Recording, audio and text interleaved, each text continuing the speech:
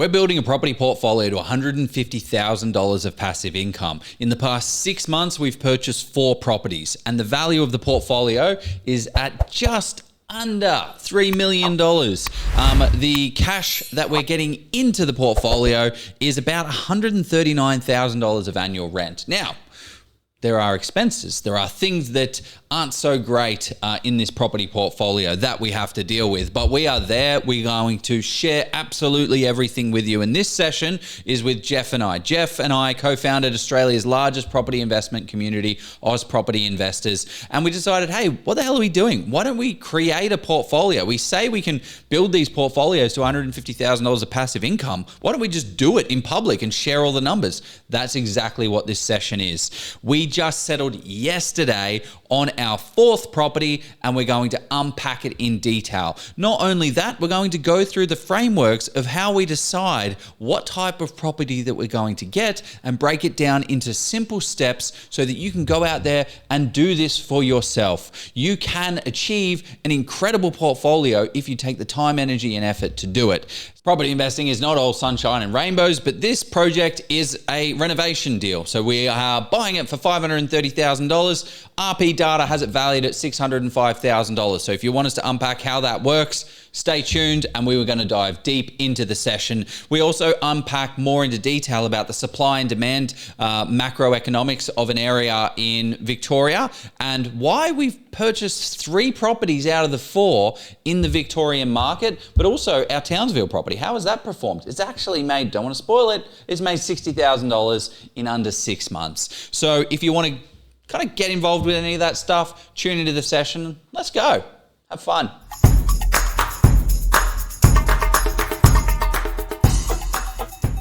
We are live on Oz Property Investors. It's pretty quick these days. We bring the big names and we have the big fun. Joe, do we have a big session? We have property number 4 hot in the can, fresh in the can. What I don't know what the saying is to mess that up.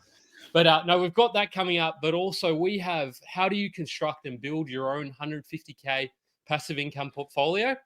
How do you do that? The insights that we've gained along the way, including what are the principles and what are the lending and all that sort of good thing. And then we have suburb analysis on an area that may have some potential along the way. And finally, we're going to be talking about what I predict or see as going to be the best performing market in Australia. But maybe this isn't an area that you want to consider buying. So all that coming up and more. But first, Shin Ni Yan. Okay. Happy New Year. I didn't do too bad there, hopefully. But how you going, Joe? What's happening? Yeah, good to see you too, mate. Straight into it. God, how are you, mate? No, I'm good. I've been rapidly preparing for this today and just enjoying having lots of fun. But no, diving into this gem of a suburb, but also preparing the gold for the session tonight, as you have been as well. You're looking sharp, Joe. You're looking fantastic. But yeah, a lot cooler than yesterday, which is good. So it's going to be a cracker of a session. So why have we decided to bring the guests on today, Joe? No guests today, mate. We don't need any guests today. Look, what are we all trying to do? We're all trying to build wealth through property. And that's exactly why Jeff and I started this community. What was it, 4 or 5 years ago or something like that? It's been growing and growing ever since. And right at the beginning, one of the first posts was the reason and the purpose for this group is to share our journey of us building wealth through property. And now we realize we have our own portfolios separate to this Oz property portfolio, but we are building a property portfolio to $150,000 of passive income in public. All of the numbers that you can see and all of the numbers that you can take advantage of and, understand this stuff. And yesterday we settled on property number 4. This is 4 properties in 6 months, totaling the value of like 2.9 million, which is very, very exciting. And I want to break down that deal. Why did we buy this property? What were the indicators that we saw in the area that told us to buy?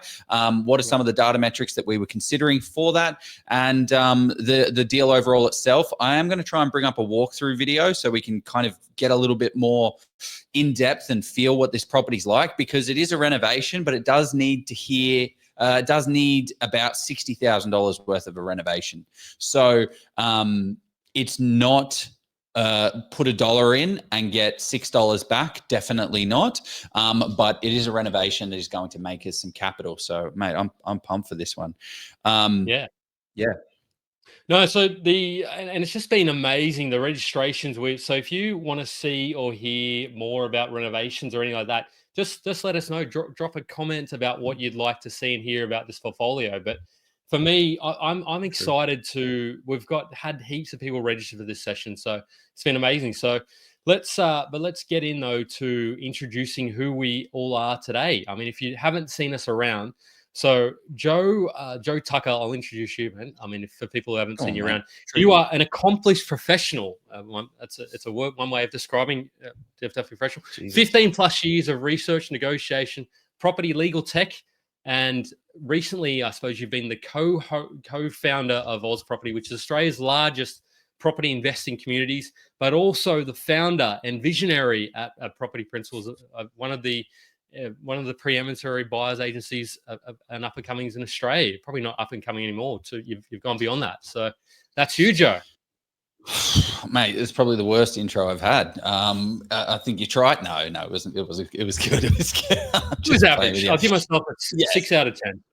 You guys rate it. Jump in the comments, rate that introduction. But thank you very much. I'm going to do a lot worse by introducing Jeff Miles. He is the man, the myth, the legend that co-founded Australia's largest property investment community of nearly 79,000 property investors.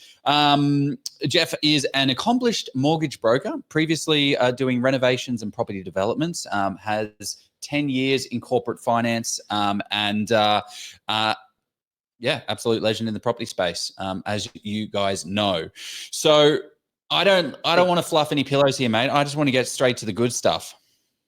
Yeah, fantastic. Let's do it. Well, the interesting thing that happened today, which before we get into the deal, which we are going to talk about first, I'm not going to keep that right to the end for those watching home and getting all excited and prepare the popcorn. But today there was the CPI released for Q4. Now, what do you care? Okay. What is consumer price? What is that? So consumer price is the amount that the goods are going up each month and each quarter. So how much is the price of things increasing, and what is the pace? And why does the RBA care about that? Because they want to make sure that people aren't feeling poorer, and the economy is sort of chugging along, all that sort of stuff. So what happened there today? So they reported the Q4 data, and that said the headline inflation was 2.4%, which is well within that target band, and that was expected to be 2. Target band is between 2 and 3. So that's, I don't know why they said it 2-3%, because they just said if that's a number that they decided to set, the RBA years and years ago. Maybe we should get Michelle Bullock on to talk about that one of these days. But no, so they expected that to be 2.6%. So it was slightly under that. So that's positive news. The other thing that was the core inflation, which is what they actually look at, was 3.2%. So that's above the target band. So they're saying, okay, great. Well, maybe there might not be, which is what you said, Joe, in your recent news article. But they expected it to be 3.3%. And it was down from 3.6% from Q3. So we're definitely tracking the right. If you look at the people that are putting money, the bond traders, so the people that sort of throw money at screens and all that sort of stuff, they are predicting an over 90% chance that there will be a rate cut in February now. So wow. Yeah, so that's the news that I wanted to bring before we revealed the property. So what are your thoughts on? So the whole point of the inflation numbers is our interest rate. So interest rates are looking likely to drop in this most recent. When's the next announcement? On the 18th of February, Joe. So they do it every 6 weeks now, generally. So makes it so much more confusing. I like the first Tuesday of every month, but hey, every 8 weeks is fine. I'm not so certain. I'm not so certain they're going to, just because we've just dipped in. Oh, really? Just because we've dipped into this area doesn't mean we're out of the woods yet. The other thing to note on interest rates is they went down very quickly and they bounced up very quickly. We are not in a position where it's going to drop down as rapidly. It's not going to be a diamond again, big little thing like that. It is going to be a steady eddy decline. So anyone that is out there expecting this crazy drop, don't bet on it. Yep. That's what I got to say. Yeah, no, that's very reasonable, and we were talking about it today as well. So they needed to, just because they drop rates doesn't mean your borrowing capacity is automatically going to increase. So just keep that in mind as well. So the one thing, so Joe, the property, the Oz property, do you want to give us the overall before we reveal the property, or you just want to show us? Do people want to see where that property is, or should we talk about? Let's talk about the numbers first. Set the scene, and then we'll go straight to the jugular of where that property is and why you like it and why we both like it. Oh, I think it's a cracker. Mate, I think it's a cracking deal as well. But before we do, look at this, we've got bloody animations going. But before we do this, for the people that do not know, it doesn't go there. Yeah. So we created the Oz property portfolio. We started it in June 2024. We have acquired 3 properties so far. This is a bit more of a catch up for the people that don't know. We purchased a 3 to 4 bedroom conversion. We paid in Melbourne, right? West Melbourne, west of Melbourne. And we paid $606,000. We contributed $120,000. We spent $20,000. To be honest, that renovation is probably around that $25,000, $26,000 now. Rental income was going to be $19,000. And that property is now valued after all of the renovations at $660,000. That's just property number 1. This is because what we're doing is we're doing a bit of a fast lane approach where we're aggressively adding value to our property portfolio. Now, if we bought this property, like I was chatting with a client just today. We bought a property for him in this exact same suburb. And I was like, hey, mate, congratulations on the settlement. This is awesome. And I'm like, actually, let's check what RP Data has to say about this. And we paid I think it was $580,000 for it, and RP Data had it at $615,000. So it's those kind of things that move the needle a little bit for you. Property number 2. This is a property that we have in Townsville. This is a very hot market. Jeff, I think, has got some thoughts on this market himself that we're going to chat to a little bit later on in the show. But this property is a corner block on a large plot of land. I think it's about 800 odd square meters. It previously has the ability to split it down the middle 1 into 2. So we paid $435,000 for this. RP Data and Domain have this property listed because we're in a hot market. We have a tight supply and high demand, which is what signifies a hot market. We are now at $495,000 instant equity by just buying and holding. And this is actually one of the things that I want to kind of mention, right?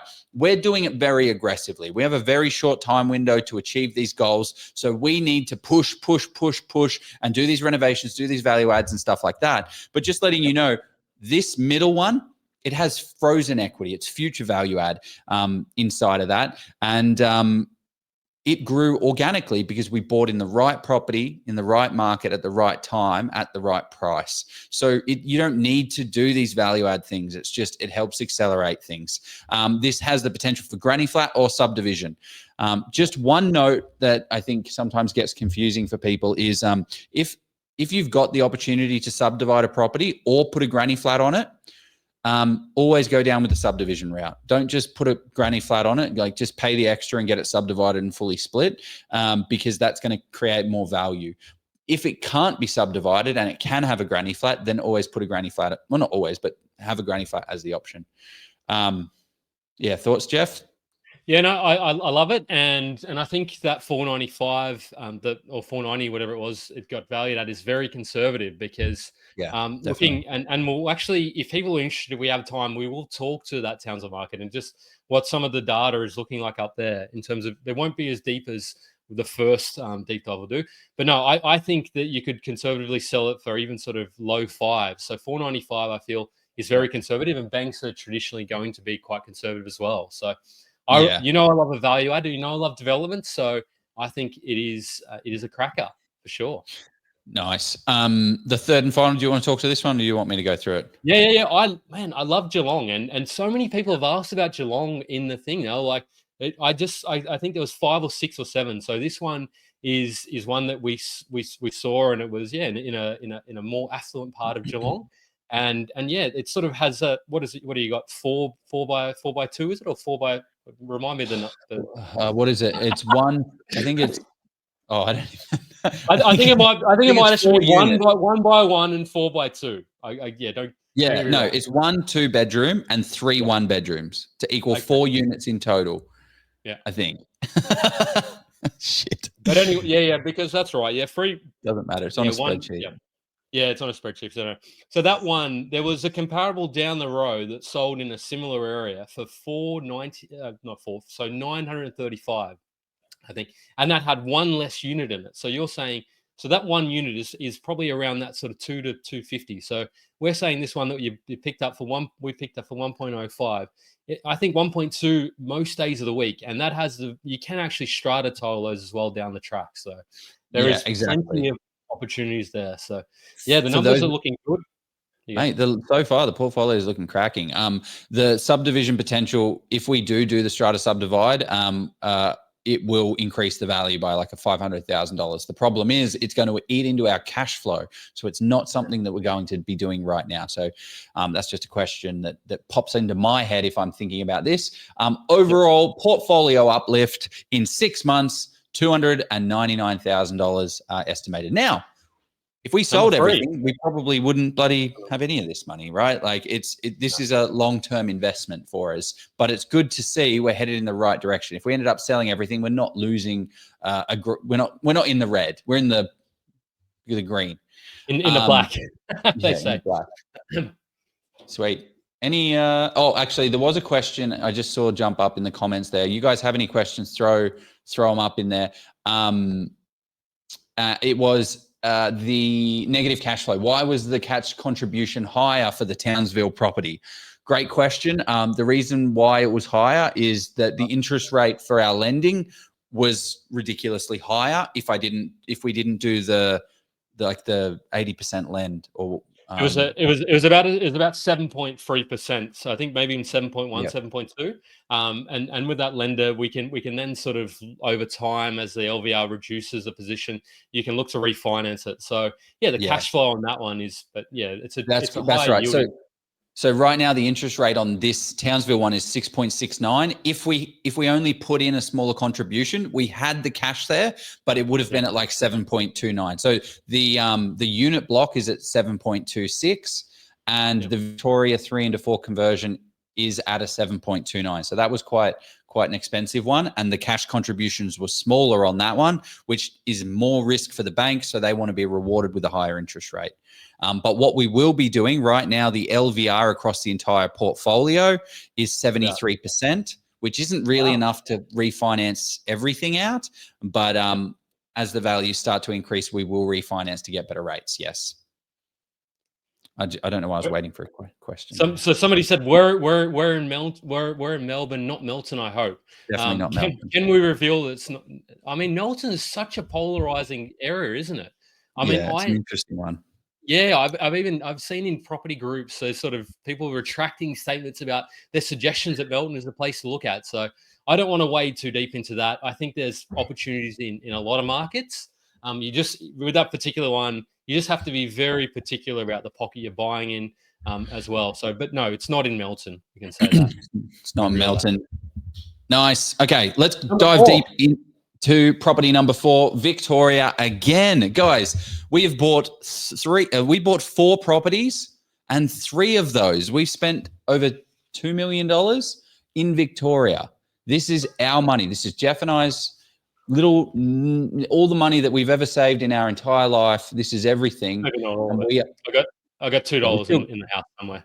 Yeah, how much you got? Stupid crypto coins. I'm sure you've got those little silly token things. What are they called? Like the NFTs. Yeah, you got all of them. So you got them left. Okay, so the question is, Jeff, why are you doing this deal? I don't understand. Why do you want to do it? So the reason is, let's go through this property. I think I might stop sharing my screen. I might just show you the video, the walkthrough video, because that might give you a little bit more context to it overall. But I just need to stop sharing my screen so I can bring that up. But maybe jump into some questions while I do that. People saying Southern and Northern Geelong. I mean, it's maybe even in the middle somewhere. I don't know. I'm just trying to. What happens if Jeff and you get divorced? Do you have a prenup? Well, that's where the structuring is very important. Any joint venture you go in needs to have an agreement, and I would Very not good. necessarily suggest it. Yeah, you got your let me know when you got your video. I'm just answering some of these questions Yeah, now. jump in, mate. I haven't got it. I have like 100 videos. There's like 6 videos. I just got to And download them all. the other thing that people are saying, I just wanted to say, and I said this today. I said, Joe, what's our land tax situation? And I said, I reckon it could be somewhere between 20 to 30,000. And I'm like, oh, gee, that's going to be an interesting one when it comes through, because the land value on some of this stuff, I mean, yeah, it's going to be, I reckon it could be close to 20, the land tax. I could be wrong, because it depends on what the value of land is, but you're talking, if the property's in Victoria, $2 million. I mean, you look worried, Joe. Was that a surprise to you? No, it's not a surprise. Well, yeah, it is kind of. I'm sure it's not going to be that amount of monies. I think it might be close, because what do you think? I mean, land value's probably got to be at least $1 million. So maybe I'm overestimating, but anyway. Well, I mean, the goal of this group, right? Like the goal of all of this is to get like professionals on. So we'll get our Jeremy, accountant on. unpack it. And he'll give us maybe do a short. Is this the right video? So Jordan has asked, where would you get the information to search for the data you use? So we're actually going to talk to some of that later on. So stay tuned, Jordan. But yeah, there's heaps of data sources, free, and then there's paid ones. Look, there's Suburbs Finder, there's DSR, there's HTag, there's all those ones you can look at which have trial versions. I would think it would be 12. So Elijah's saying 12K land tax for 2 million. I'm very conservative with my numbers. Would you recommend buying second IP in a trust versus personal? So Kelly, we will actually talk about that later on. Land tax is about 1.2%. So 1.2 of a million. Yeah. So 12,000 is those numbers. So Joe, we're doing this video. We're going on to. Yeah. Okay. Oh, can you click the button to bring it up? Oh, sorry. Okay. Okay. So one thing to mention on this deal is that it is a renovation, right? Pretty is not profit in these situations. So this is what attracted us to this property. It is certainly an ugly duckling. I would say that. It's ugly, but it's also not that disgusting. So we have a 3-bed, 2-bath property here. It needs a lot, but it doesn't need like the flooring is fine. Like it's a little bit gross there. Nothing that you need to do. It does need. Let me bring up my list of stuff we need to do. I got the list, show. I can talk to it. Okay, what do we need to do on the renovation? So I was surprised when I look at this video. So you need to. So they've quoted about 60,000 for this. So they said you're looking at an extra room. So that's part of it. So they need to look at window frames, 15,000. I think we might just get another. How many windows 16? Are in this place? Oh no, window no. So one of the things that you won't see in this video, because you need to do an in-depth, some of the window frames are done and dusted, so completely screwed. So we need to fix those. Yeah. Are we getting double glaze though? Because we'll get triple glaze, mate. We'll do it. You have to, the minimum standard kind of situation. So I think there's window coverings of 3,000, replacing the shower of 6, shower screen regrouts 4,000. We're getting rid of the fireplace. The paint job, not too bad at 9,000 roughly, and the ceiling and wall patching of just over 2,000. So I think 60,000 is conservative, and that's including adding another bedroom. So you're adding rental value, and you're also, there's one up the road, a 3x2 that sold for, was it 630 or something? Did you say 630? So one thing just to note while we're watching this video is, can you guys start to see where we're going to put this extra bedroom? Right. So this is the main lounge room that we have here. And you'll be able to see that on this little space here is fully set up. So all we need to do is pop a wall up. Pop a wall up. We need to remove this fireplace. So that's like an extra $1,000 because we need to patch the ceiling, patch the floor, fix it up. But then we've got a window, and then we will get access into the kitchen here, which we create a full setup wall, which is exactly what we did on the other renovation project that we sorted out. We may need a kitchen tile there. Like kitchen bench top at some point. It isn't too bad, but it does need a little bit of attention. So there's just the problem with this one. It's a lot of little bits that doesn't add a whole heap of value. The window frames are the worst thing. Now, See, patching, painting, like there's just a lot of little bits and pieces that aren't very nice, that don't add a window boost. coverings as well, all that sort of stuff. $3,000. Yeah. I've sped this up. I thought 1.5 would be enough, but she's very 6-minute thorough. video. And this is where somebody asked the question, how you actually, which one of us looked at it. And we actually managed to get a local property manager, and you can do this provided you have a solid relationship. So this is how thorough you need your property manager to be looking at these properties to really understand what's going on. Like even looking underneath the bathroom and making sure that you're checking, particularly if you're buying an estate where you can't exit the contract. Look at that. Yeah. Gee. By the way, this shower is a big red flag. So yeah, this is what we call the spaceship. Unfortunately, the spaceship has to go. Even worse, I'm not sure, like if you're a keen-eyed property investor, you may have noticed, but you can see here on the right-hand side, the shower, this place has been plumbed in for this shower specifically. So it's not built like a normal shower. We can't remove this shower and then screw a shower head in. Unfortunately not. They've plumbed it in to be like this spaceship. So we now need to replace this spaceship because it's all fallen apart. So we need to get a different one, which is very frustrating and annoying because it's like $3,000, $4,000, $5,000 for these things. This one's, it works, but it doesn't have all the functionality, and you need to provide tenants with functional stuff. But 3-bed, 2-bath, light fixtures hanging off. You can see that. Lots and lots and lots of little bits and pieces. This frame here needs to be replaced. That's that one there is $8,000 alone.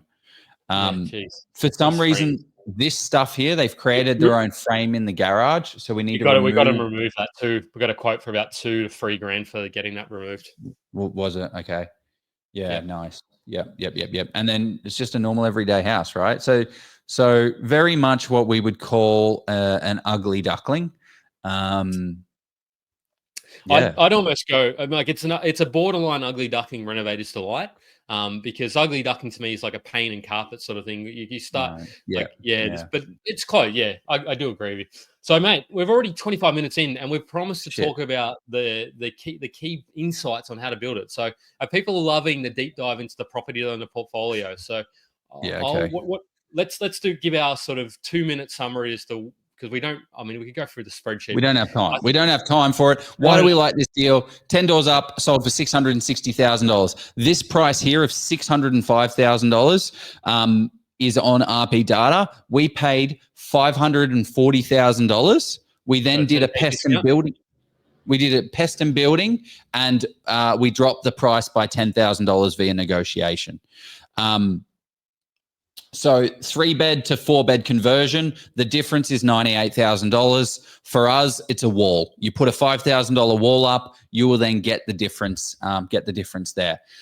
What's the renovation? So here are the numbers. $540 purchase price minus the $10,000 discount gives us $530,000. We're spending $60,000 on a renovation. The rental is currently, you could get it for, how was the negotiation process for this? It was long, it was drawn out and annoying, but we got it done. At the end of the day, when you've got a product like this that is not pretty, you can push. Rent as it stands right now is around the 450 mark, which is a 4.4% yield.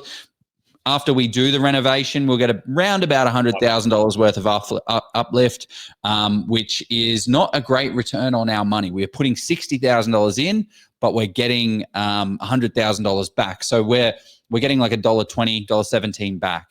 It will increase our rent and it will increase the yield, and making it a 4.9% yield for us. So when I say we need the yield, Joe. We need some cash. We need to put back into. It's just an interesting question, and then I want to talk about the. Somebody said, "Do you guys ever get hands on?" I mean, do these hands? If you're listening to the podcast, my hands are hands of a hand model. So no, I don't. I may do the odd painting here and there, but no. Joe has done a couple of renovations himself, and I'm not sure if you vow never to do it again. But no, it's unfortunate. I love getting my hands. Like I fix motorcycles for my, on the weekend. Like that's what my kind of hands-on work is, what I love to do. But the problem is the return on my time like I run a business now, the time that I would fly down and, sleep in the place like I did on the first couple of renos, it just doesn't make sense, unfortunately. So no, I don't get hands-on as much as I would like to. But you do need to think about that, right? Every single day that the property is vacant, is costing you $100, $200, $300 a day. So if you're going to do the work, you need to be creating that much value in that place rather than just letting it sit there and drag out. So just a quick snapshot of this one. Now, it's not subdividable. It hasn't got the potential for a granny flat. This property from the short term is going to give us an equity boost. We're going to hold it for growth, let capital growth do its thing, and then we'll potentially sell it in the long term. This is one of these foundational properties that we will buy in a solid market, ride the capital growth cycle, and then sell out. So I imagine this will be one of the first ones that we sell, to be honest. I don't know I don't know what comes up next. We haven't spoken. We have to talk about the selling, Joe. But anyway, no, that's a conversation. But no, I think that's and to go back to people have asked, well, how long and what is 150K? How long to get there? I would say approximately about 10 years is where I'm sort of seeing. And yes, we're loading up these purchases. They are going to inevitably slow down. Like you can't keep buying 4 properties every 6 months. So that is going to slow down, and it's going to transition from what we call the accumulation phase into the consolidation. So that's where we'll start to heavily focus a bit more on cash flow. So the data, what does the data look like, Joe, for this area in Western Melbourne? Yeah, so this is the hashtag platform. So it's just quite good and visual. So it really kind of sets the scene. Obviously, there's more data things that you need to go through, data like metrics and things to go through. But it's high level snapshot. Essentially, all you need to look at to start with is the fundamentals, the supply, and the demand. So we look at the fundamental area. It's got an IRSAD of 3, rented to owner occupier of 26%. So IRSAD of 3 is quite decent for this price range. 1 is the worst, 10 is the best. And then you look at the supply. There's 35 listings on the market of a suburb that has 15,000 people in it. That is 0.26%. Inventory levels, there's less than 1 month of available rental of inventory left. Building approvals, there's 8 in the past 12 months, right? There's 8 new dwellings coming to this place. And what we then want to address, once we understand the supply side of things, we want to address the demand side of things, because the supply is kind of fixed, right? The supply is not going to change in the next, it's not going to dramatically change because we've got a bit of a window in the building approvals that is coming onto the market in the next 12 and 18 months. So that's a fixed variable. So if the supply is massive and it's like 5, 6, 7%, you know that the property demand would have to be unbelievable to be able to outweigh that supply. So demand side of things, days on market, vacancy rates, that's one of the amber flags for us. It's at 2.86%. So getting a tenant is not going to be the easiest thing for us. But essentially the reason why we're doing this is for the capital growth side of things. Supply is tight and constrained, demand is strong, vacancy rates high, ISR's decent. Yeah, the thing, it's interesting about that vacancy rate, because there used to be anything sort of around that 2 to 3% was pretty good. We sort of transitioned to kind of COVID and rentals sort of dried up. People weren't moving up, and then it sort of said, oh, everybody's at vacancy rates of under 1% or under 1.5. So just crazy the way that our mindsets can shift. And that sort of thing. But no, I like this. For me, if you were to classify it in a warmer spot, is something we'd sort of say that something that has the potential. It's not, I wouldn't say this area is a hotspot. I mean, disagree if you want to, Joe, but I reckon it's a warmer spot. So it's an opportunity where we negotiated really well. You negotiated really well on this one. You bought it for, and then you negotiated on the pest and building. So for 530, yes, it needed the renos, but that's the opportunity in these like a more balanced market. You can go in there, and provided you can move quickly, and you have confidence in what you need to pay for a property or what you should be paying, you can go in and bag yourself a deal. Yeah, exactly right. I don't know what's coming up next. So let's see. This is the diagram. So before we go on to, because we're going to talk about the key insights of gain on how to build that 150K, and we're going to talk about financing, we're going to talk about how, I wanted to just wrap up in a nice sort of bow what the portfolio is looking like now, because a lot of people, the elephant in the room is cash flow. That's probably my biggest critique on our portfolio. So in this size property portfolio, but that's fine. Look, we can sustain that. The other thing I'd say is not comparing, because I've seen so many people saying, oh, what's the business income? What is the incomes? Whether if you're on 150, 200K, whatever your income is at the moment, if you're on 100K, I would say the process is the same. It just means that you buy 1 or 2 properties in the first 1 to 2 years instead of buying 4 or 5. So it's the same process.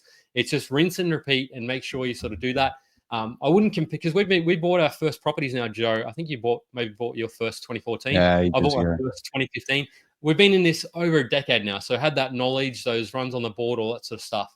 And focus for us, it's initially we're focusing on the capital growth. So that's why we're comfortable accepting that cash flow, negative cash flow side of things that will improve over time, and we'll start to transition into different assets as well.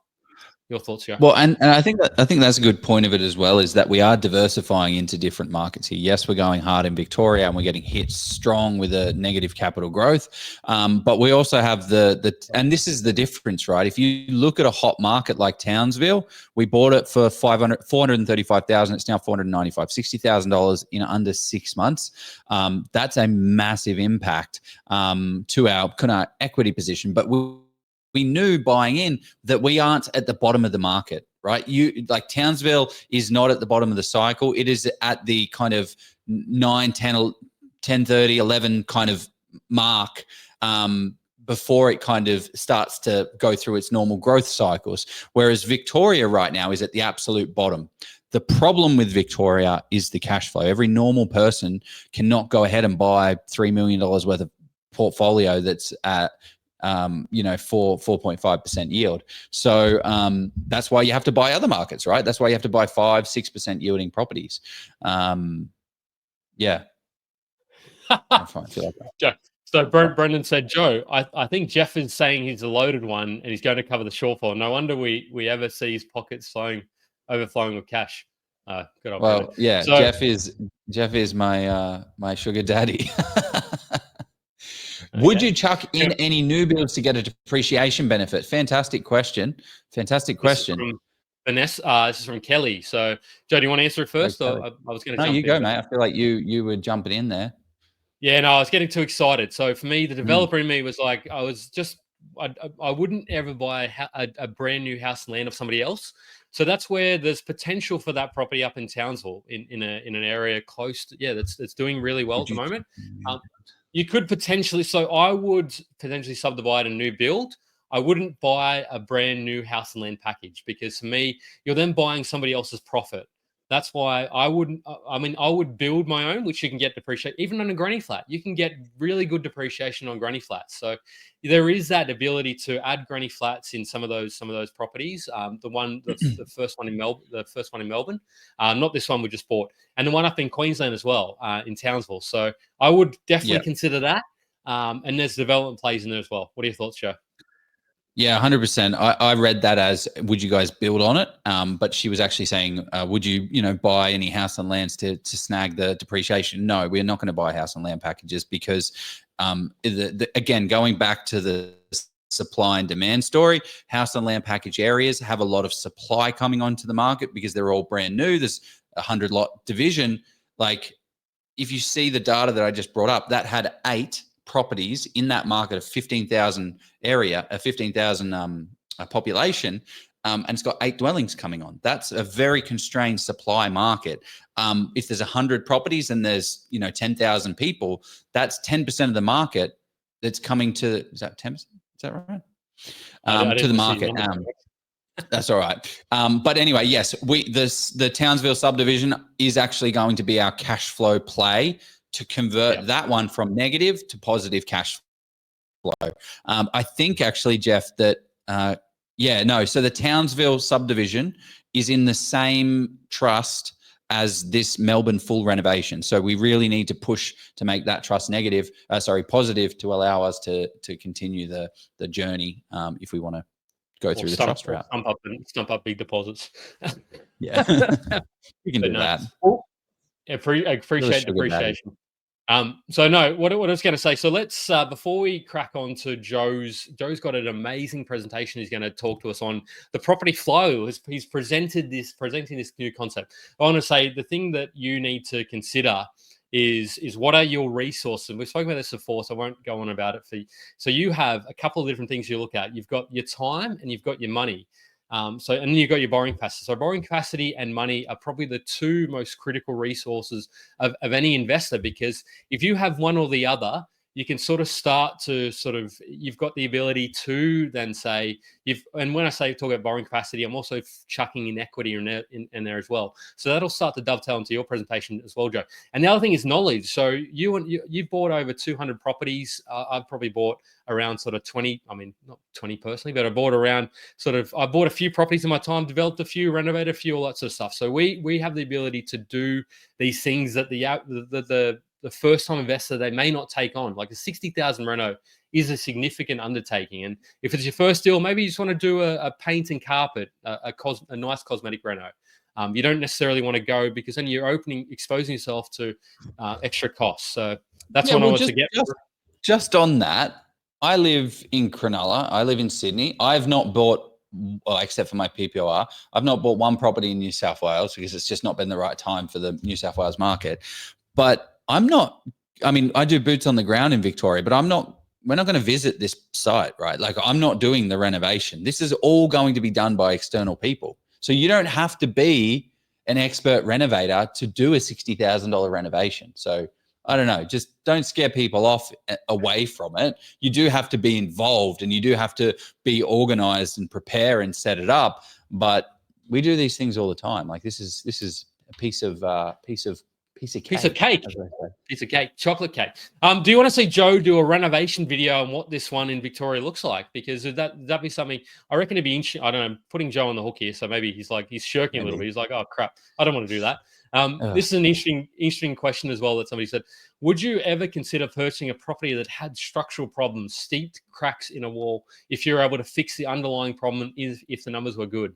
I'm going to throw this one to you, Joe, because I've got my thoughts on that. But yeah, the way I put this, every problem has a solution. It just has a cost attached to it. So you just told me that you can solve that problem, and the price is good for that amount of money. So there's a problem, and it's going to cost $20,000 to fix, and you can buy that property for $40,000 less. You still have to be paid for your time as well. Like, oh, $20,000 to fix, $20,000 to kind of thing. But the other thing is, that's going to get, everyone's going to do their pest and building, and they're going to be like, holy shit, I can fit my hand in that crack. For me, like, from a deal side of things, I couldn't give that to a person, like a client. But if I was an individual and I knew how to solve that problem, absolutely. Yeah. Get it fixed, pay the money. And all of a sudden you've got no problem. There's a crack. Oh, we just sealed the crack. There's no crack anymore. Great. Happy days. Yeah, do it. And you can, and then go hard in the negotiation, because you've got leverage, because nobody else is going to want that crap. Yeah. And I think as well, yeah, you're all right. If you get the right price, for me personally, I would want to see if that's a site I'm going to develop. I would be more comfortable buying that site. I probably wouldn't buy a site on a smaller block if it had this, unless it was like almost at land value. But yeah, there is opportunity there. I'm more comfortable where I'm knocking it down anyway, because then that way, yeah, if it ends up if costs blow out, then I'm a somewhat risk averse person. So there we go.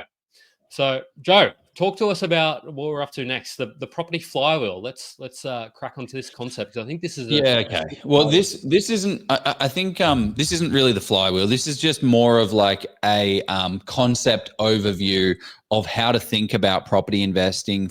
This is more for not even the beginners, right? It's just for everybody. So what Jeff was talking about was level 0, right? He's like, you need to get your finances sorted. You need to understand who you are, where you're looking to go, how you're going to get there. You need to kind of set yourself up so that you know you're going to then buy a property. But every time you buy a property, you need to go through this process. And essentially, it's made up of 4 levels: foundational level, searching for properties, securing a deal, and then unconditional for the deal. So I think it just helps set the overall stage. So I just want to really cover it off really quick. You need to set up a property strategy of understanding where you are right now, what assets, resources, liabilities, what things have I got here, and where do I want to end up. For Jeff and I, it's $150,000 of passive income, and we're looking to do that in under 10 years. So great. Now, how do we reverse engineer the to get there? How do we build that plan? We know where we want to end up. So how do we do it? We know based on our strategy that we need to build high growth assets that are going to allow us to get the growth and then sell those assets down to convert that into commercial property. Then it comes down to the property plan. I now know where I need to go. Great. I need to create this next property. So what happens with property strategy? It's exactly like when you look at something in the mirror. Like up close.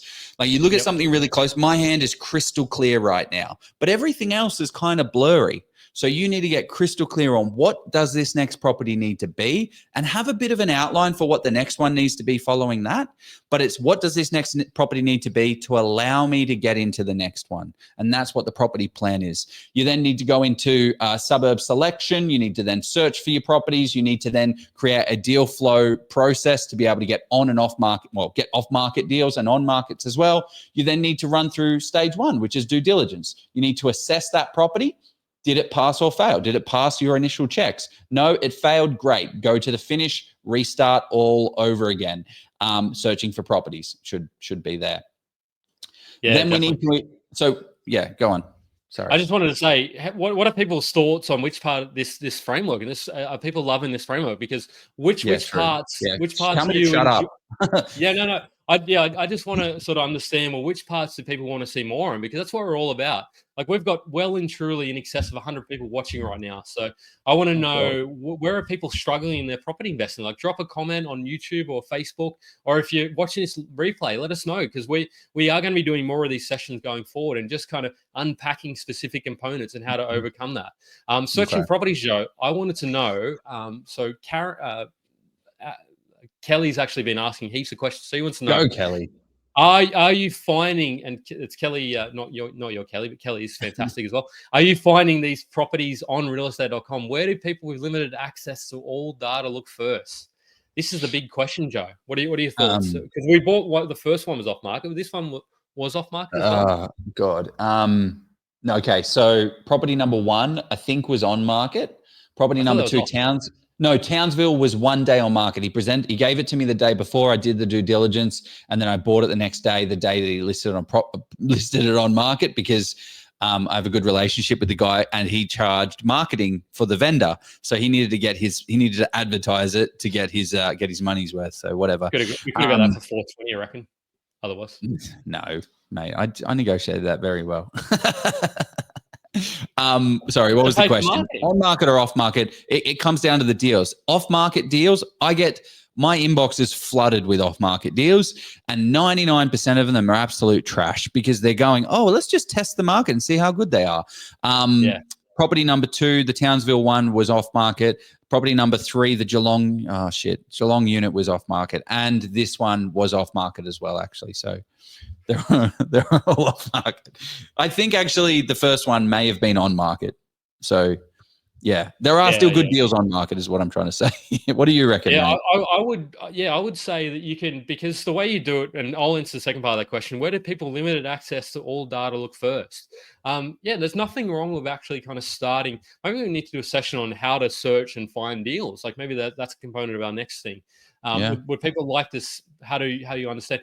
So, but Kelly, what I find has worked really well is you jump in and you sort of figure out which agents are the ones selling the deals. You give them a call and say, look, I'm calling up about 123 Smith Street. How's it going? You have the conversation. You say, and they say that they've got 14 offers and it's going for 20K more than you're willing to pay. So you say, okay, that's great, Mr. and Mrs. Agent. That's all good. What else you got coming up similar? And they're like, oh, I haven't got much. And it's like, oh, yeah, you sure you haven't got something similar to 48 Sycamore Street? I just said that, Nate. I don't know why it's 48 Sycamore.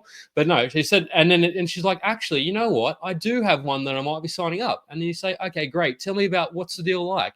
When can we kind of inspect and buy it? And that's how you start to just keep doing that. It's about that repetition. And then you'll start to find those deals that stack up and match your brief and your strategy.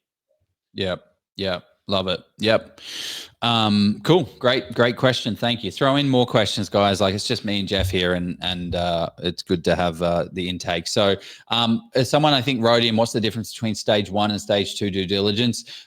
What you need to do is quickly. It's not about ruling out what's good for the portfolio. It's ruling out what's shit. So you have a quick and dirty framework of great understanding price, understanding bushfires, floods, easements, encumbrances, caveats, all of that kind of stuff. Quick and dirty. I can assess a deal in a market that I understand and know in about 30 seconds. So that stage 1 due diligence is quick. I've got the tools, I've got the platform. It might take you 5 minutes to get started with, but you'll speed up over time. 30 seconds is probably a bit, takes me 5 minutes, Joe. Yeah, it's like, that's probably simmer down, Joe. Like, God. We then need to get the property inspected by somebody trusted, or if you're in the area, go do it yourself. Again, stage 2 due diligence is assessing that video, assessing the walkthrough, understanding the property, doing more due diligence on it, pass or fail. It failed, great, turn around, send that on, start all over again. Level 3, secure the deal. We now need to secure the deal. We need to make offers. You've got a agent call masterclass that you need to go through to kind of get that process going. Pretty straightforward. Sign the conditional contracts. Phase 3 due diligence, which is more around like expert due diligence that allows you to assess the deal fully. So we did that video. We understood where it was at, but then we did a pest and building. We're like, oh man, this really isn't as good as we wanted it to be. We bought it at 530, 540, believing this to be true, but we are now seeing that we need an $8,000 door fixed. Are you kidding me? $8,000 for a door? But what you have to do is call up a doorman and say, hey, Mr. Doorman, how much for a door? And he's going to say, oh, a door like that, probably $8,000. Great. I now have leverage, because if I went to the agent and said that door is going to cost $8,000, no, it's not. I'll get my mate Trevor over there for $500. You're fine. Don't worry about it. You're not going to get it.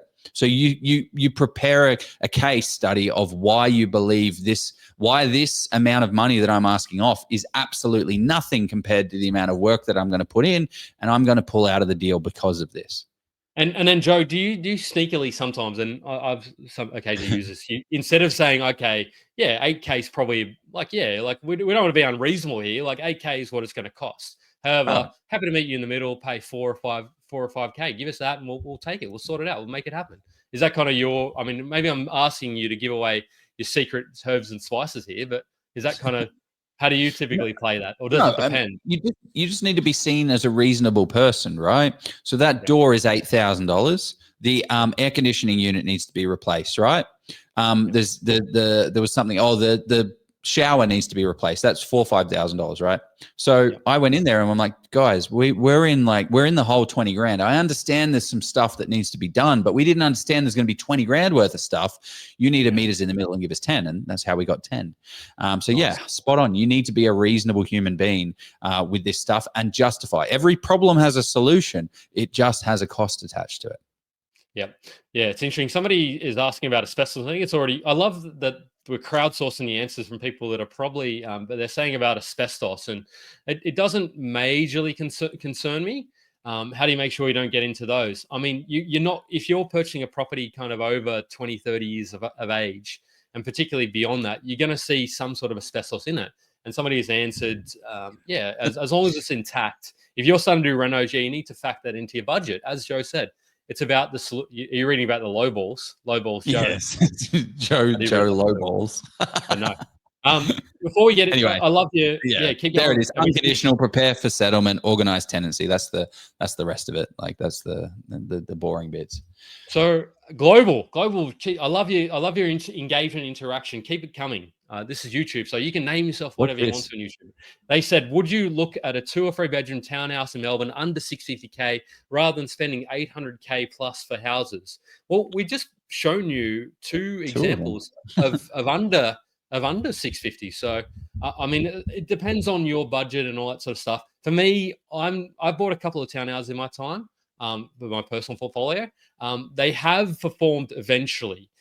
So from my experience of townhouses, they will follow houses eventually, but while houses still remain affordable, I would say that, why am I buying a townhouse? I want a big backyard. I want not a big backyard, but I want a yard for the dog to play around with, for the kids. I mean, yes, there's the park, but what are your thoughts on that, Joe? Well, I think you don't have a dog, so We will. We're minding Oh, a dog, so we have a dog. oh See, God. I do occasionally. We do mind dogs, so you need that yard space for the dog. Yes. So the goal, so the whole point of that question, right, is one at 650 or one at 800. It's all about what is the best return on my capital. I've got X amount of dollars, X amount of borrowing capacity, and all of that kind of stuff. So what is going to give me the best bang for my buck? And when you're looking, I mean, we're going to touch on this later on. I think we've got too much content for this, which is exactly. Mate, I could talk on finance strategy and the T's of financing strategy. Maybe we need to save that for a couple of weeks because I know, I could quickly run through it, but I'll tell you, you go on, but talk about the value. And I agree with you. Yeah, you're right. Like, what is the best return? It's not about saying, I'm saying, well, what return does that purchase get me?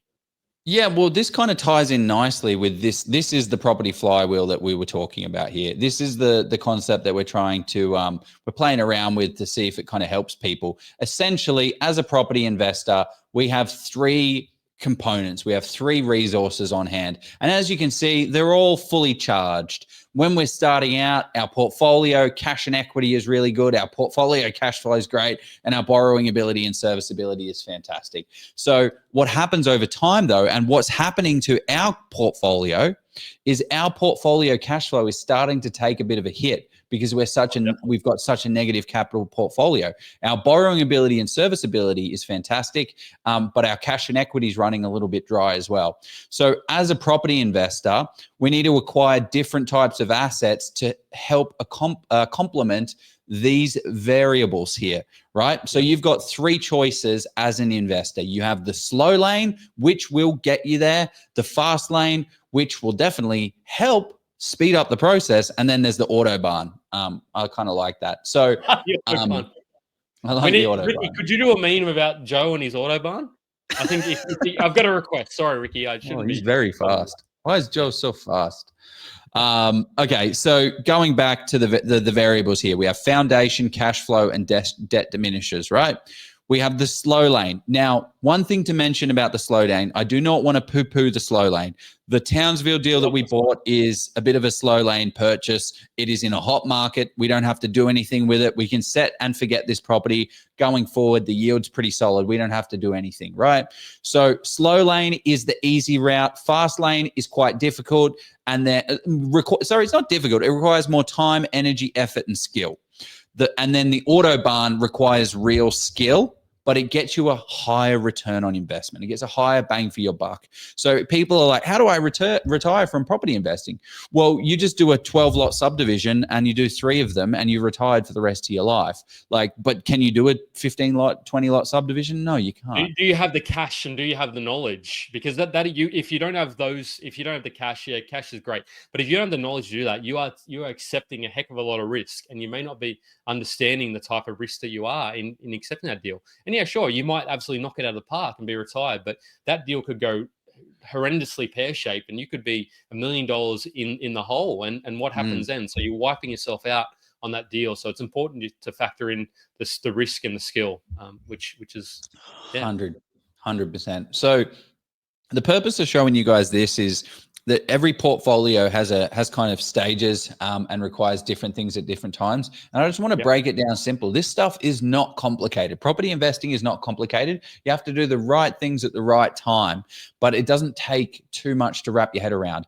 Essentially, there's 3 lanes, super easy, a little bit harder, and quite harder, right? Then we have a foundational portfolio, we have cash cows, and we have debt diminishes. We need to diminish the debt that we've got here. So you've got slow lane, set and forget type of properties.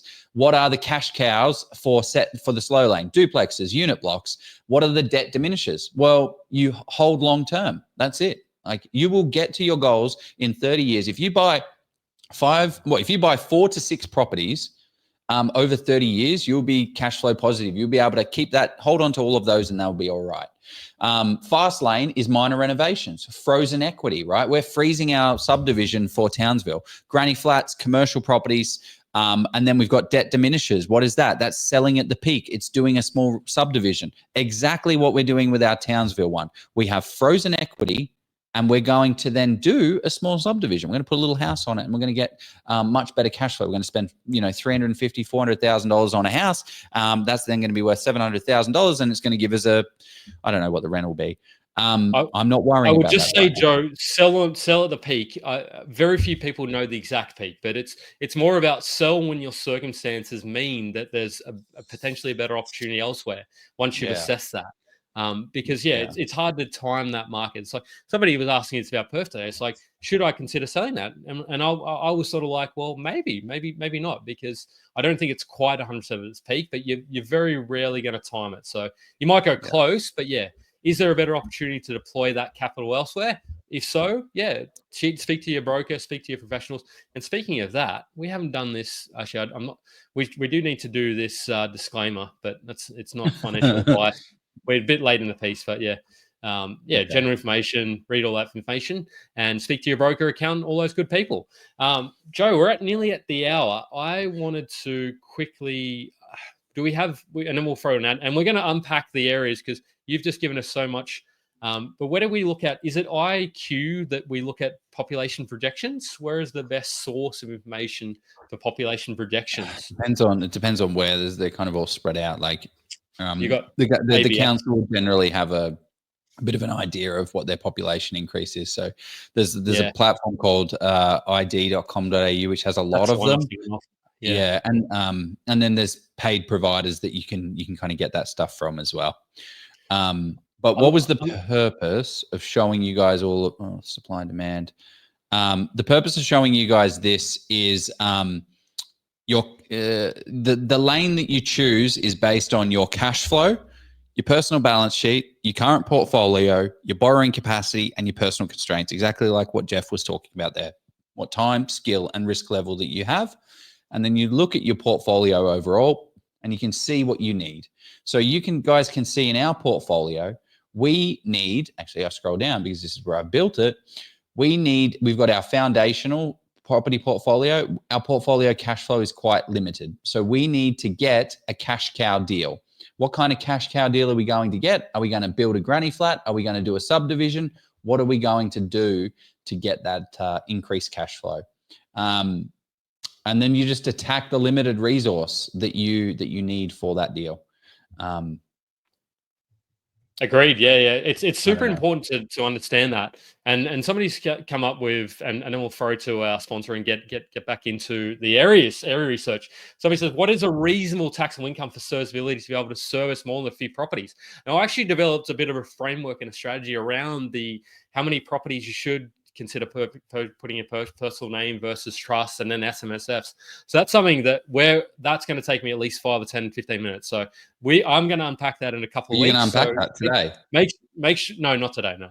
I'd love to, but I was looking and thinking about it and asking lots of questions. So for me, anything anywhere between 100 to 200K, depending on if you're going out every second concert, every second Taylor Swift concert, and I love a bit of Tay-Tay or a bit of I don't know who else, but no. So if you're going out and spending large, then you're going to need that up close to that 200K. But if you're very frugal, you can start to really sort of accelerate things to that 100 to 120K household income. Now, it all depends on your circumstances, your broker, your savings, all these things. So it's hard to give an absolute ballpark figure, but that's what I would sort of see as having a reasonable taxable income for serviceability, more than a few properties, provided you're crafty and disciplined. Yeah. You like this one, Joe? You recommend to purchase in cities only for long-term investments. You want to throw that one up, did you? Yeah, no, I was going to throw it up later, but do you recommend purchasing in cities for long-term investment? Not necessarily. The regions have outshot, like if you look at WA in the past 3 years, the best market that absolutely you could have bought in. Buying within the Townsville, a fantastic market. Hasn't done as well as WA, but not like regional markets are very strong. They have their time in the sun, so it doesn't necessarily mean there's going to be long-term growth. We did a newsletter. We have a newsletter every single month, and we talked about the distance from the capital city. The distance from a capital city, I believe, was 40 kilometers to actually be the best capital growth over the long term of 10 years. Over 3, 5, and 10 years was a better suit for you.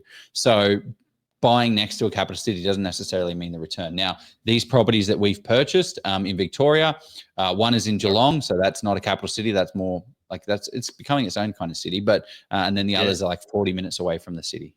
When are we getting one in Wollongong, Joe? Can I buy some? That's too expensive, isn't it? Even the at the moment. If you want to turn your property portfolio, to the Oz property one, I'll take it. We can add it. Okay, let's jump to this. Okay, so what I want to do next is what are we doing next, Jeff? Are we going to jump into the data of one of these hotspots not hotspots, nothing in Melbourne right now is a crazy hotspot, but it's looking at the green shoots. So we're going to look at green shoots for Victoria. Is that what we're doing? It's definitely getting hotter, I would say, and I've had conversations with a couple of group members on this who are locals, and they're telling me that so let's dive in, and I will sort of say what I feel is going to be the top performing market in Australia, and why you necessarily might not need to be buying there, but I mean maybe you should be, but it all depends. So that was a bit awkward, but let's go. The amazing thing with commercial property investing is that in most cases, it's cash flow positive from day one, which means that you can drive those profits towards paying down the debt. There are instances with commercial property investing where you can actually have the property pay itself off over 10 years, which is absolutely crazy. With commercial property, you get massive net yields, so you can expect anywhere between 6 to 10%. And as we've seen in the current boom, these properties not only provide large cash flow, they do certainly grow wildly in value too. Now, with big rewards comes some risk, and this is why you should de-risk your investment as much as possible. And the way you do that is with expert due diligence. And this is why we highly recommend people hire professionals to help you along in your investing journey. Steve Polisi of Polisi Property is one such expert. Being a chartered mechanical and structural engineer in a past life, Steve draws on his analytical and mathematical skills to do that expert due diligence for you. With 6 years experience in the space, Steve has over 1,200 property transactions under his belt. He's the guy you want in your corner, crunching the numbers and finding the best properties in the best locations, along with ensuring that you avoid the mistakes. Steve has actually even written the book on commercial property investing in Australia, and not only is it a bestseller, I believe it to be the most comprehensive in commercial property investing on the market today. He's been generous enough to give us a massive discount for our audience of 50%. So use the code OZPROP, click the link below, get a copy today, and start learning and getting on your commercial property investing journey. Here we go. How good was that? So, and he's even apparently got a new ad coming our way. He's going all out with it. It could be inappropriate. So, Joe, which market? And there was a lot of speculations of which area we should dive into. And I've told Joe we need to do at least 2 areas. Somebody's testing 1, 2, 3. We can hear you, Mr. Trupon. So, Joe, where are we going to? Is it in Melbourne or is it Victoria? Where are we going to have a look at what the data looks like and what the fundamentals of the area are saying? Well, so what you typically want to do, I'll bring this slide up because I want to talk to it, and then this will drive nicely into the point. Again, I don't want to overcomplicate this stuff, right? Supply and demand is the driver of value. We assess locations through 5. I've got 4 fingers set up. 5 factors, right? We look at the suburb over the short term. We look at the fundamentals and the supply and demand of that. We look at the suburb over the long term. We look at the fundamentals and the supply and demand of that. We look at the region over the short term and the fundamentals and the supply and demand. And then we look at the region's long-term fundamentals, supply and demand, and then Australia fundamentals, supply and demand. But you start at the base of the pyramid. Where everyone kind of gets stuck is they're like, oh my gosh, I need to start at Australia. Am I going to buy in Australia? The interest rate is this and this and this and this. And then they're like, okay, what state do I choose? I have to choose a state based on that. No. You start at the base of the pyramid based on the property plan that you've created for yourself. And then you compare the assets in the suburbs, because you're not buying a state. You're not buying a suburb. You're buying a property that's on a street. So what you want to do is build your property brief. Let's just say it's a $500 to $550,000 asset that needs a minimum yield requirement of 4.2%. So you go out there and then find all of the suburbs in Australia that have a $450,000 to $500,000 purchase with a 5.2% yield, and then you compare those against each other. So what we're going to talk about is the fundamentals, macros of an area, because we don't have a brief. We're just going to dive deep into an area. Jeff is going to talk to the fundamentals, and I'm going to talk to the data point. So yes, that's just one core point that I wanted to get across to you. It doesn't have to be complicated. We're assessing supply and demand. Yeah. So Joe, let's actually unveil or reveal. So we're going to Frankston. Apparently it's called Franger. I was like, people actually call it that? I mean, locals were calling it. So it is Franger apparently, but Frankston. The LGA, I suppose, of that area. So I looked at a couple of suburbs across there. I even looked deep down into the streets, so the pockets. So this is the thing: you're not buying that. You're not buying that whole suburb. You're buying the street. You're buying the house in the street in the suburb. So you really need to understand the hot spots from the not spots. So this is further analysis you'd need to do and have those conversations. Like you can do the data, as in look at the platforms. So we love hashtag. We do a quick deep dive on the streets on microverbs, just to do a quick one. But then you need to have those conversations if you're not going to go to the area and drive the streets and figure out where the burnouts and the trollers and the front lawns are. But yeah, that's what we'd like to highlight as well. It's not you're buying a house in a suburb. You're not buying necessarily the suburb. So what's the go? Give us the fundamentals of this bad boy. So we're doing fundamentals first. I thought we might have looked at data, but so the fundamentals of. Do you want to bring up a map, Joe? Because I struggle if I was doing So bring us up. Okay, you talk.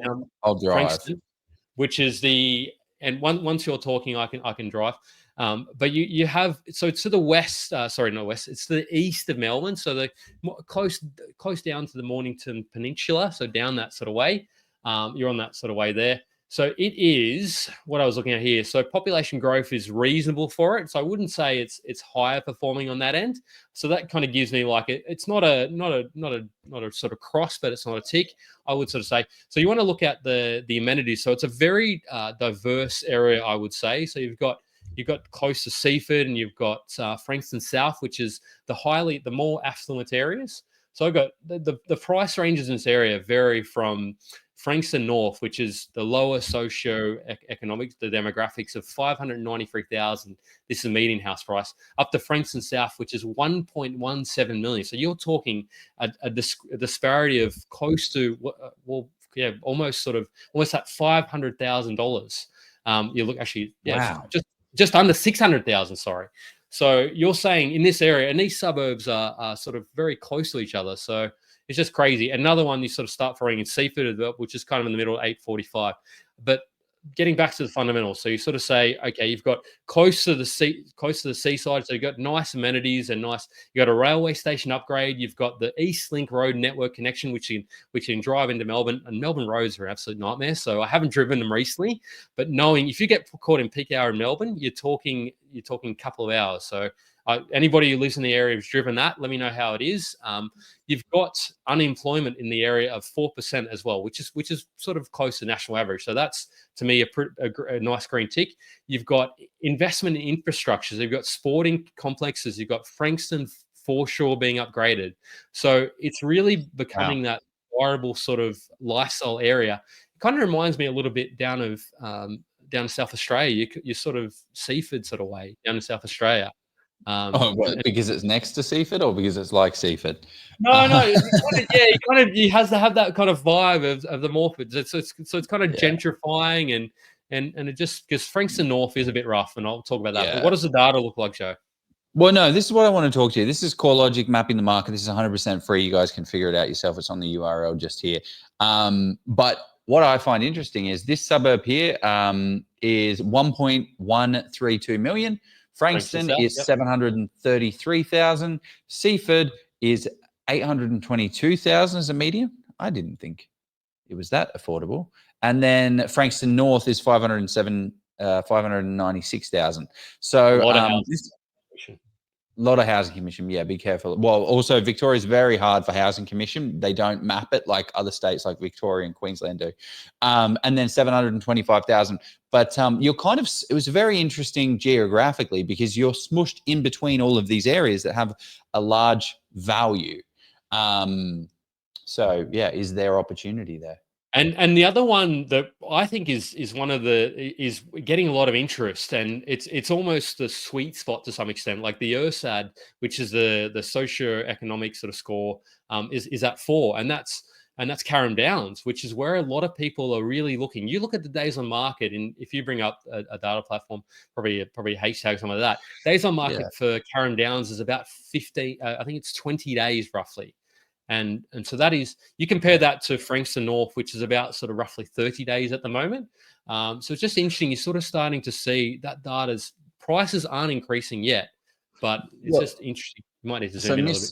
So someone popped up here, Miss Truth Bomb. How much growth has it had in the last 1, 3, 5 years, and especially 10 years? I'd love to understand why, especially on the 10 years. Jeff, have we got this coupon code for this platform? I think that might still be active. Do you want to drop it in? I think if they use the code OzProp, they get like 20 or 30% or something like that. Yeah, give me a sec. I didn't know you were going to do the show. You got to tell me about this. That's all right. I just have to. I'm loading it in. High level snapshot of the Frankston area. 10 years. It's had. It's now not. I'd say it'd be about 80% growth roughly. Yep. Good guess. 78. I didn't even look at that. I just thought, hey, it's got to. Yeah. 5 years, 26%, and then 3 years, -5%. So if you bought a property 3 years ago, for let's say $700,000, it would now be worth 600. It would be worth 680, 690, or something along those lines, which is really interesting. And then a year, it's only had 0.13%. So if we look at suburbs that we were buying in Queensland, in WA, like Port Kennedy, right? Port Kennedy, a lovely little spot in the Rockingham region, south of Perth, in the Rockingham area. The price difference, 72%. So this place has had nearly more growth than this area of Frankston has had. Look at 10 years. In 10 years. Oh, but 10 years, it's had 73%. Very interesting. 7 years, 104. So what we're trying to do is be a little move to the next growth location. I want to buy in at the bottom of the market, ride that capital growth train up so that we can do it. We were purchasing properties in Port Kennedy for $400,000. Literally, we got them revalued $850,000. It's ridiculous. How about our session on cooling up, Joe? You remember that cooling up? We were saying like 320, 330. They're now like 650. Yeah, more than 650 now for cooling up. The thing I would want to say is you need to map it up with your strategy. So it sounds like Miss Truth Bomb is more concerned or interested. I mean, yeah, but the person sure, she has a real. Yeah, that's good. Oh, yeah, whatever. Yeah, it's the only name you got. It's important to consider. Well, if your focus is the longer term, then you need to start looking at your things like your hold periods, because that'll sort of start to dive into. Because if you're not as concerned in the short term, like talk to us about what data points we should be looking at for the 80-20, Joe. So let's wind this sucker back and remember what we just said. We're looking at the short term for the suburb, right? So we've got to look at the fundamentals for the short term and then look at the fundamentals for the long term. So Miss Truth Bomb, is not really about these metrics. We want to start at the supply side of things. So what does the supply of this market look like? And how many dwellings does this market have? We can see up here, I think 20,000 dwellings, right? Population of 37,000 people. So how does that look? So what we want to look at is renter proportion, quite high actually at 39%. So we want to look at the affordability. How affordable is this market? It's actually going to only take people that live there 40 years to pay off their mortgage. This line is 30, so you'll see a lot of affordable markets. Melton, for instance, is at this market and below. but we're looking at supply. So we have a look at the supply side of things. Now, I guess I just want to point that there's a little bit more to it than this high level snapshot. We don't just do the basics. Super low stock on market. So the supply side, right? Super low stock on market. It is 0.27%. There's 34 listings in an area that has 20,000. Yeah, bloody computer's not. Oh, we're still looking at Frankston. I kind of want how you jump into. Could you jump into the Carrum Downs show? Oh, I want to see Carrum. Sorry, Carrum. I'm a demanding person, and what I'll do after this, we'll actually look at, because you can see sort of pocket by pocket where there's more a higher concentration of that housing commission.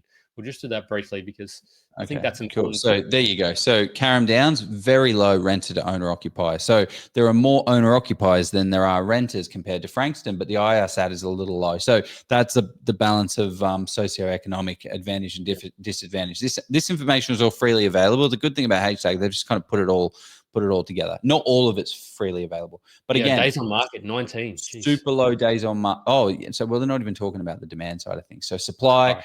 Building approvals low, inventory low, hold periods higher. That's great to see. So if there is a limited supply, we now need to assess the demand side of things. So days on market, Jesus, the days on market is so low, 17, 18, 19. Yeah. So just letting you guys know that to sell a property, it takes 17 days. So as soon as the property is listed, it's sold incredibly quickly. The trend has been recently very, very low. So there's a lot of demand here. From an investor standpoint, I'm interested in this because the vacancy rates are incredibly low as well. So I hope that's kind of making sense. What were you going to show, Jeff? You're going to show the key points of I just wanted to say, I looked at that line. That line looked like it was pretty much flat. Like it wasn't trending up or trending down so that's sort of saying that even over that sort of time, because that goes back to 2022, doesn't it? How long is that a 3-year trend? 2020, okay. Yeah. So you're talking, even though that period where Victoria was starting to get hammered, where landlords were leaving in droves, apparently. So I looked at this market a couple of weeks ago, and even sort of beyond that, and I said to myself, that's interesting, because you pick up the daily newspaper, you pick up you jump on news.com, and you're like, Victorians are exiting in droves. They're the last person on Victoria turn the light out, kind of thing. And you're like, wow, like, why would I buy in this market? You just need to look beyond the narrative and behind the news, and even like just jump in and do it. Look at it yourself. So what I wanted to show quickly, and let's present this. So I'll show my entire screen, and I've got a lot of screens on, but let's. Do you want me to do it? No, it's all right. I got it here. I got it all up. So this is where, and again, this is another free platform. Is that big enough, Joe? Or maybe zoom in, yeah. That's annoying. I should have done that before. So is that too much? Anyway, that's. And then make the screen full screen, like the actual. Yeah. Press the green button. Big screen. So if you look here, this is what, because Elijah has actually pointed this out. So if you look here, affluent score in Frankston North. That's a lot of red. Yeah, and look, but if you look, I'm not saying buy here or don't buy here, but if you're going to consider this affordable market, the URSAD I think is one on this as well. So you got Frankston North, 27% housing commission pocket. You've got a 22, but that's next, and that looks like this is next to Seaford. So you're next to, and there are a lot of pockets of housing commission. But then you've got these areas here. They've got 0% housing commission, Frankston North, 2%.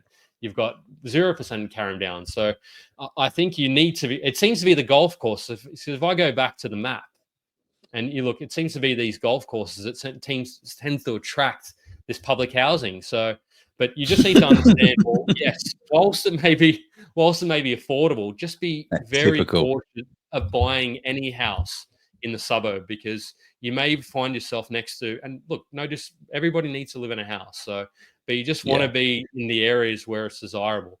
The other thing is, yes, renters is a little bit higher. So you just need to be mindful. The renters 57% in pockets. So just, and this is where your boots on the ground, you having those conversations with the property manager and saying, well, which of the bird, we know is the birdcage area, which if you don't know, you don't know, but that's like the really more rougher kind of few hairs on it kind of environment. So, and I did look at this for also Frankston. I look at it for Carrum as well, but we won't Right. won't talk to people that. So Joe, what else would you like to add before we go to what I predict to be the highest market in or the best performing market in Australia? Okay, I removed your screen. Yeah, so I thought that was really good. So I've done boots on the ground in the Frankston area. It's a hard market. It's a very hard market to pin. You can't just look at real estate and I'll just go ahead and choose this one. There's a lot more to it, unfortunately, which is really annoying. But hey, that's where the opportunity is, right? Like you can snag yourself a really good property if you do it correctly.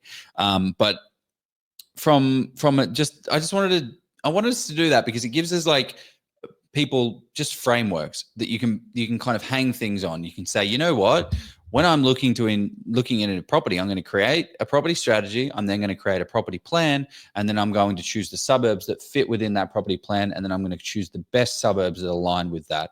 And what am I going to do? I'm going to look at the short term, because short term's one of the most important things, supply, and then I'm going to look at the short-term demand, and then I'm going to look at the region as a whole and compare them against all the other ones that are within that price range.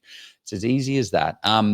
Mate, this has been an unreal session. I really enjoyed this one. Probably because it's been a lot of talking from me. So I think it's really good to hear my voice. I got a few words. You got some words in there, mate. Yeah, I got one or two. I got the did really well. No, so I want to know, you said something there that I think was really interesting. I'd like to just pull on that before I go into that area. And Frankston's quite polarizing. People are saying that it's rough as guts. And what I wanted to ask you said it is in pockets, but then you go to Frankston South. So you just got to say, if you're buying those cheaper areas, you need to accept that you're accepting higher risk. That you may have an issue with tenants. What I wanted to say, ask of you, is you said shorter term is more important. What's your mindset or thoughts around that? Like, tell us more about that. Well, actually, yeah, I said that. Actually, I did say shorter term is more important, but it's not necessarily the most important thing because it depends on your buyer brief, right? Like, is short term the most important thing for you, or is that long term capital growth? Like, self-managed super funds is a big thing where people are investing a lot of money into it. They can't access that for the next 20 years. So for them, the question is, I don't care what this property is worth next next year. I don't care what it looks like in 5 years. In fact, I just want to buy an asset, and what is the best asset for the next 10 years? And based on what we do, here is what we're thinking. Here's where it stacks up. So that's what matters to me, because we're not buying an investment property for 5 minutes. We're not buying investment property for a year. We don't even do it for 3 years. Like, if you're buying an investment property for 3 years, you're going to have to buy a hotspot, and short-term capital growth is going to be the most important thing. But what happens after 3 years? Then you're going to taper off on your growth, and then you have to do something else. So, yeah. Did that answer your question? No, yeah. It's really important to weigh out what's most important to you. If you're a first-time property investor and you want to grow that portfolio to exit the rat race, leave the job, give the person at the front desk the bird or whatever you want to do. 10 years is a very short time frame. You need to see growth very quickly, unless your income is considerable. We're talking sort of 300, 400, 500K. Then you need to see that growth initially. So that's your priority. Whereas if you're like, okay, you know what, I'm happy to take the slow lane, Autobahn with Joe cruising up 200K down the Autobahn in Europe is not for me. I'm happy to take 20 to 25 years. Then that way you might want to focus on more medium term. So just really, it's kind of a choose your own adventure. I love this comment from Charlie as well, who said Redfern used to be rough as guts. I'd say it's still a little bit in parts. I mean, I do work for Redfern occasionally, but nowhere near what it used to be back in the kind of late 90s, early 2000s.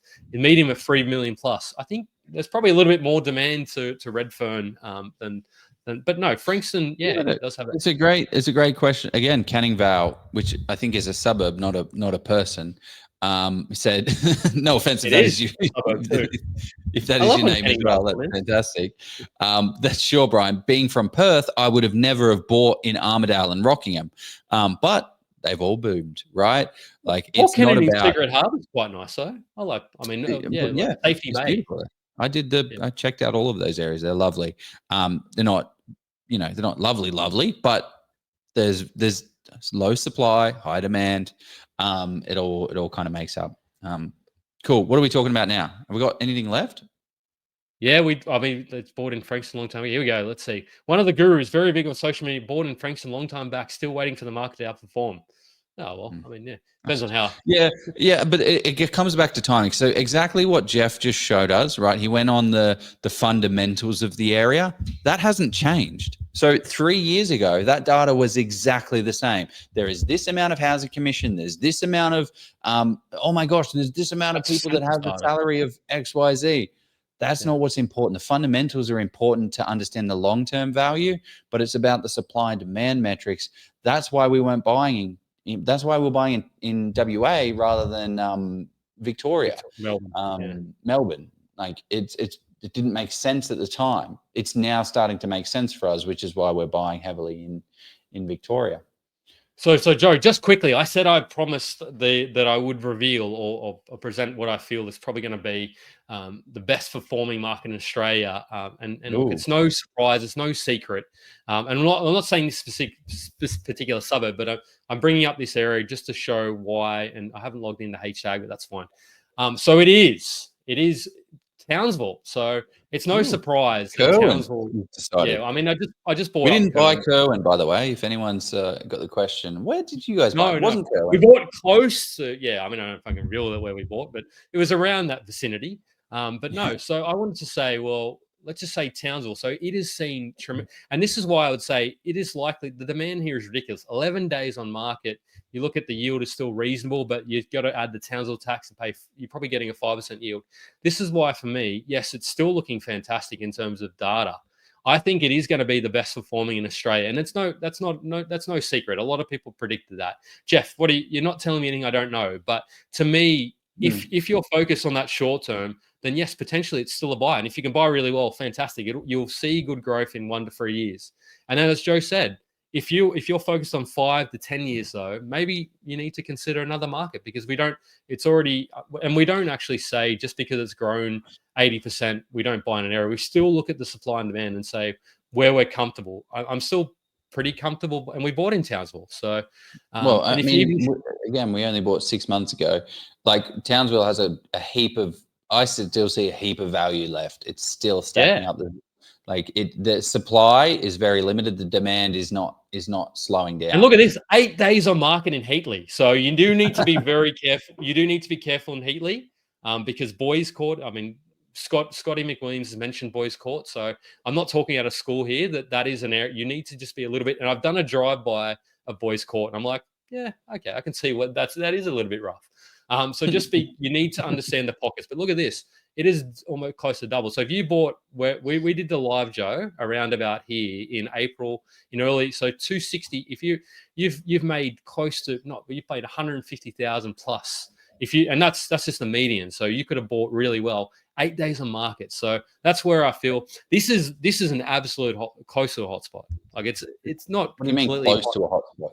Well, I just wanted to be a bit. I mean, I was going to say it's an absolute scorching. It's the sun, but yeah, I didn't want to sort of overplay it too much. And the thing is, as well, is it depends on your brief, right? Going back to that, it depends on your property brief because look at the yield, 6%. People getting started, they need that hotspot location, right? They need the capital growth up front. So you need to go into a market like that, exactly like what we did in the Townsville market. We bought it for 430,000. It's now worth 495,000.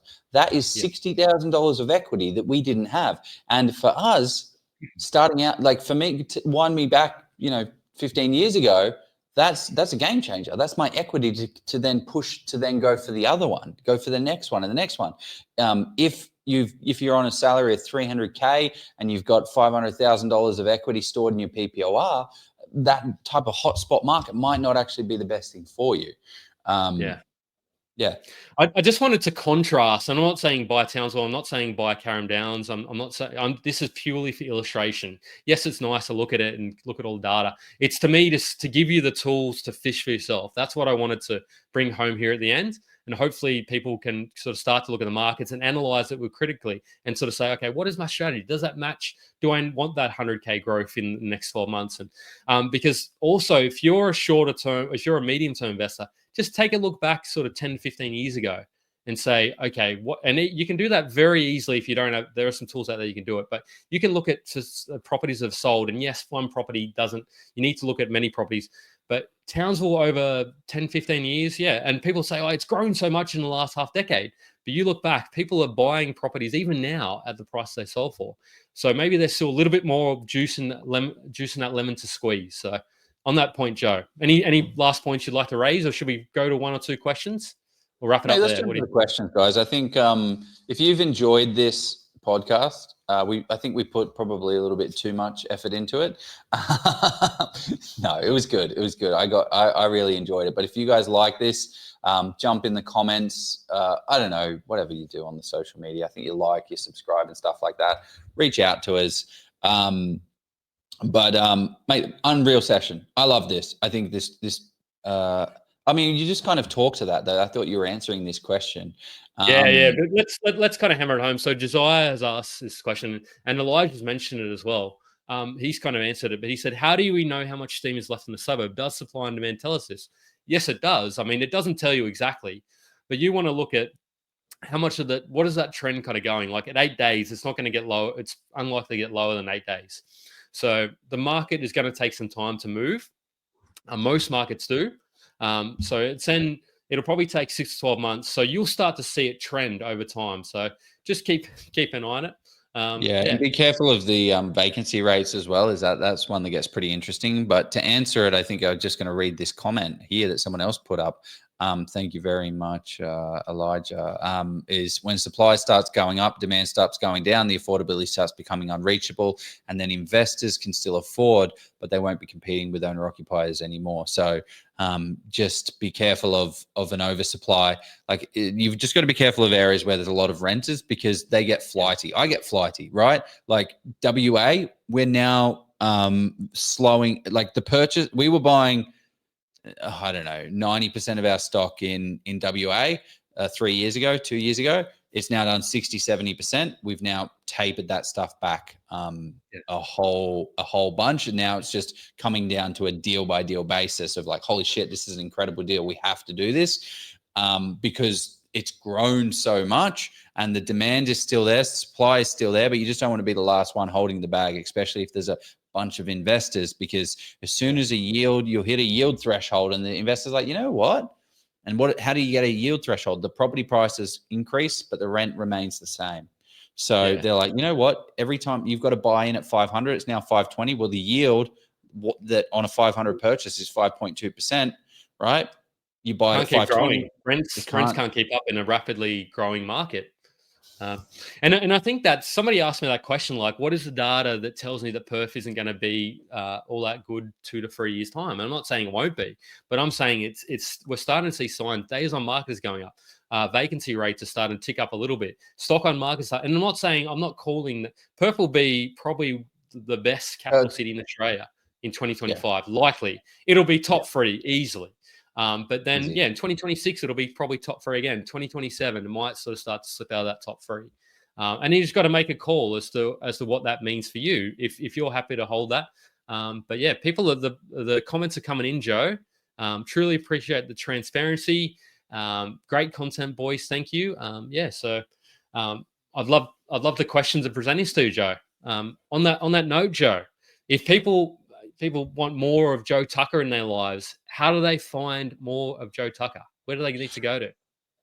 One of the things that we don't talk about very much in this community is we don't talk at all is my business. Don't put it up for too long, but I run a property buyers agency business called Property Principles. This is what we do all day, every day. I buy investment grade properties for clients. So it's for people that don't have the time, energy, or resources to go out there and do all of this stuff yourself. One thing that I want to mention also is I've fully trained up a very competent team inside my business to go out there and find, negotiate, and secure amazing deals. Why am I telling you that? Is that I've trained people up to get to that level, and you can get to that level as well if you have the time, energy, and resources to be able to do that. So anyway, if you want to have a chat, investment properties only, book a call, and we can have that conversation and see if we can help you out. So he's asking fees. Everybody always wants to know the fees. No, but Fees. I agree, Joe. Like I'm pro education and pro buyer's agent. Like I think there's, I'm a bit of a. Some call me a fence sitter. Sometimes I have splinters. And if you want to get more of Jeff Miles in your life, probably catch me on YouTube. Oz Property Investors is going to be the place to see and find me. I am probably getting a bit more responsive to direct messages, but I do get a few of them. So you shouldn't DM people, but sometimes I might respond. But no, what I'd love, if you've gotten value from understanding what we're the key insights and being the transparency, share this with some people on socials and give us a rating on Spotify. I'd love it to be 5 stars, but you put in whatever you need to as well, team. So yeah, if you've got a 4-star, just don't put a 4-star. Like just don't I don't mind. review. You can't give us feedback. This is why we have like a 4.2% star rating, because you're like, 5-star, don't want a 5-star, I want a 4. No, 5 stars only, please. We need to boost that rating up. I think we've provided a whole heap of value here. Give us a 5. Yeah. Okay, Joe. We're going to finish it off, mate. Get you wrapped up. But thank you for preparing and allowing us to be transparent as well, because I love transparency. Hey, you're a legend. Thank you very much. I hope you guys have got value out of it. Let's go buy a property. Let's make it happen. Catch us. Let's go build a 150K passive income portfolio. See you, team. Bye. Do that.